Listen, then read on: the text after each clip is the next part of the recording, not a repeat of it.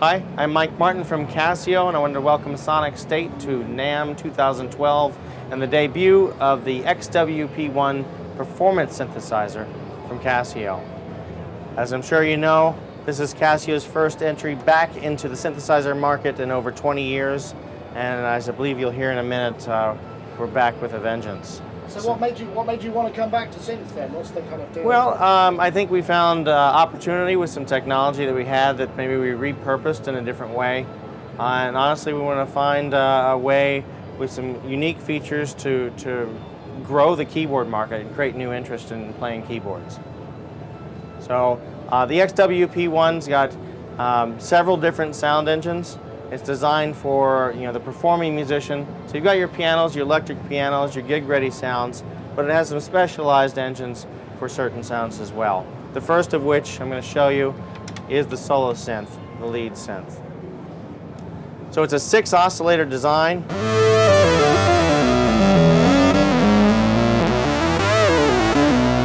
With lots of real-time control.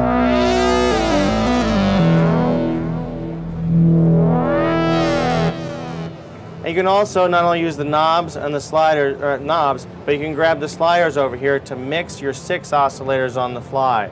So for example, you can bring in individual waveforms.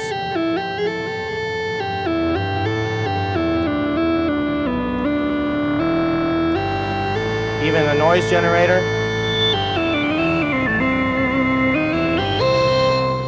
And filter control. Sound-wise, the solo synth has a little bit of everything from your Lucky Man leads to basses. Is it a mono voice, this part? Everything in this part is monophonic in the lead synth. So 6 oscillators dedicated for this monophonic voice.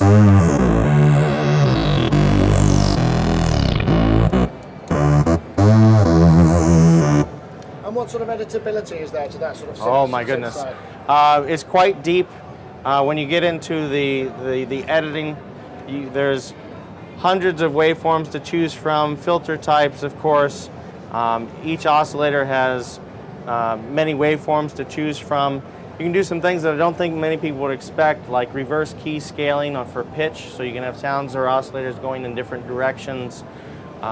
Incredible depth. What about envelopes, that sort of thing? Envelopes. So for each section, you've got filter envelopes, you have amplitude envelopes, pitch envelopes for each oscillator. Plus, when you get to the total filter, where everything's merged, there's another envelope for that section as well. Oh, okay. So what about the other section? Okay. So the other section is called a hex layer, and it's kind of a dedicated polyphonic version where we have 6 components. So simply put, we could take one similar sound and stack it and get something that's big and fat. Again, real-time control.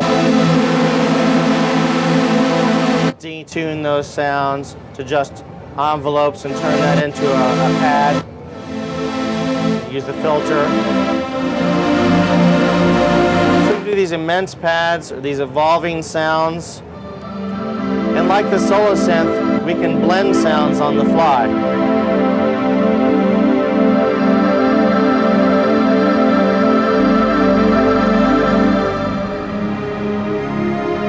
So some immense pads. So you're kind of almost, because everybody gets hung up on having drawbars on a synth. Sure. They're kind of like, but that makes it not, but actually you're using them quite interactively. Exactly. And the position of them is perfect. Although there is a hold switch on the front panel, so I can use the hold switch, play a chord, manipulate the sliders in real time. When I play another chord, it lets go of the first one. So it's a real nice way to work, especially when you're going for real-time control. The Hex Layer, just so everybody's clear, the XW-P1 can do more than just synth sounds. It has all your bread and butter stuff, including great pianos. So we're using that as, again, an acoustic sound mixed with the synth. You can even do orchestral combinations where you have velocity switch sounds.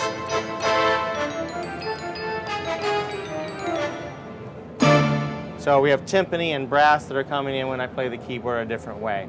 So again, for the performing musician, lots of different capabilities within a single sound. We still have a performance mode that allows you to do 4 sounds at once. You choose one solo synth or a hex layer or a drawbar organ, but your 3 other zones can be anything else, either inside or outside of the machine. Oh, so you can control it via external MIDI. Exactly, exactly. Speaking of which, there's both MIDI and USB MIDI on the back. Oh, it's SD card there as well. SD card slot. The USB MIDI is class compliant, so it works nicely. Of course, there's a convenience place right here where you could put a device such as an iPad. That's not a speaker then? That's not a speaker. There's no speakers on this product. If you're using this with an iPad, there is 3 audio ins on the back, one of which is an 1/8" stereo in that essentially passes through the back, and it is not affected by the synth. But the mic and line inputs you can process through the solo synth engine as your 6th oscillator. Okay. So really flexible design.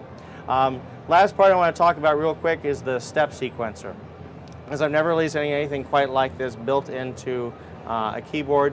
The switches over here on the left-hand side correspond to your 16-step grid. Now I can just quickly drag my finger across and get a simple beat going, select a different part, add a snare. Different parts can have different lengths. You see my hi-hat's not going through all 16 parts, it's going through 8. Each part can also have a different note value. So if I wanted my hi-hats to be triplets or have a different feel, I can do that. You can use the buttons. You can also use the sliders here to manipulate your step sequence in real time. Different position of the slider will give you a different note, such as an open hi-hat. And the step sequencer you can use not only for drums, but synth parts, bass parts, and transpose those things on the fly.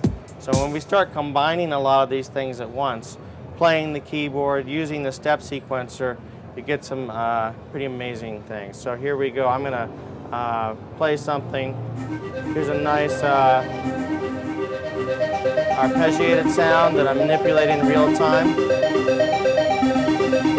going to add the step sequencer.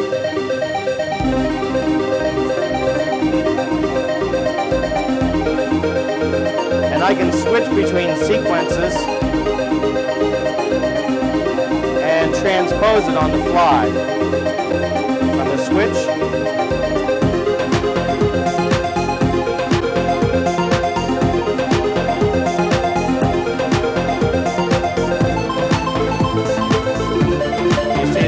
Take it any direction you might want to go. You can switch between 8 different patterns. You can transpose sequences on the fly. So you're using some of your kind of arranger technology to kind of bring yes, exactly. So drum sounds, there are some in there, clearly. Oh yeah, absolutely. What have you got? The number of kits, it's off the top of my head going to be right around 20. You can edit the kits. In fact, you can edit every sound on the machine, but you can even remap the kits, put different sounds on different keys, and build your own. But for each of these parts in the step sequencer, although, for example, part 1 says drum, there aren't really any rules in the step sequencer. You can make each of the tracks pitch instruments, you can make them transpose or not. Incredible flexibility. And what about effects? Because I'm hearing some there. So. Yeah, absolutely. There are 2 global effects. It's a reverb and chorus that are shared between all the different parts, different effect send levels for each part that's going. Plus there's an insert effect. So your insert effect, of course, could be used on your solo synth or whatever your specialty sound might be, but other parts can share that insert. So if you want your delay line on a couple different parts at the same time, you can accomplish that. And what about polyphony? Because I mean, obviously, there's going to be a limit. Yeah, it's 64 voice. So pretty flexible. Even when you're using some of the hex sounds, you've got plenty of breathing room there. And we think a lot of people might be using hex sounds not necessarily where they have all 6 things stacked at once, but they might have sounds split across the keyboard or velocity switched in some way. So I saw an SD card there. What's that for storing? Is that? You've got. It's a great file system. You have the ability to store each type of sound individually. So if you create some solo synth leads, hex layers, step sequences, or performances where all these things are combined. You can store those to the SD card. You can also use the SD card to stream audio. So if you've got a CAN track that you want to play over the top, you can put your WAV files on there, trigger them, and then play over the top. So MIDI files as well. Okay. And what's this little fella down here? Okay, the XW-P1. This one's coming a little bit later. It's essentially the cousin of the XW-P1 in that it shares some of the same blood. It shares the solo synthesizer that we heard in the XW-P1, but you don't get drawbar organs or the hex layer. That functionality or that horsepower is traded off for sampling. And it's a sample looper. So many people have seen sample looping pedals. This is sample looping in a keyboard. So it's a really unique way to work. Of course, it has the step sequencer, so you can get beats going and then overdub guitar parts or whatever you might have plugged into the back and create your loops on the fly. It's got more parameter access on this matrix yes, as well. this section, that's the one advantage of the G1 in regards to the solo synth is you have full control to manipulate all the parameters of the solo synth in real time. So this might actually be a bit more synthy than the P1. It's a trade-off a little bit. You are going to get more of your acoustic sounds on the P1 compared to the G1, but you get the hex sound. So it is a trade-off depending on your use. So we think due to the nature of the sample looper, people doing remixing and things like that, that might be a different customer than the P1. So I'm sure you've been asked this question end after end. There's no phase distortion engine in this, right? There's not phase distortion in it. However, there is some of Casio's history in the product. In fact, there's dozens of waveforms from the original CZ series in here that you can access from not only the solo synth, but the Hex Layer engine independently. And I guess the other thing is how much and when? The XW-P1 will be shipping in March, mid to late March. The XW-G1 will be in April. In the U.S., retail prices are $6.99 and $7.99. You should be able to purchase those for $4.99 and $5.99 respectively.